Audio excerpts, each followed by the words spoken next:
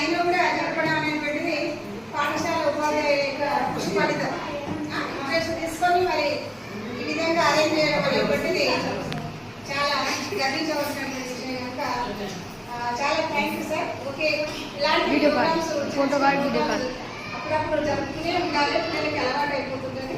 అయినా చాలా చక్కగా చేసిందమ్మా ఇవన్నీ ఫోటో కాదు వీడియో చాలా బాగుంది. మరి అదేవిధంగా ఈ ప్రోగ్రామ్ నర్సవతి సార్ రావడం, వెంకటేశ్వర సార్ రావడం కూడా చాలా గొప్ప విషయం. సరే, మరి మీ అందరికీ కూడా ఈ విధంగా ఈ దాంట్లో పార్టిసిపేట్ అయినందుకు, డ్రాయింగ్ కాంపిటీషన్లో పార్టిసిపేట్ అయినందుకు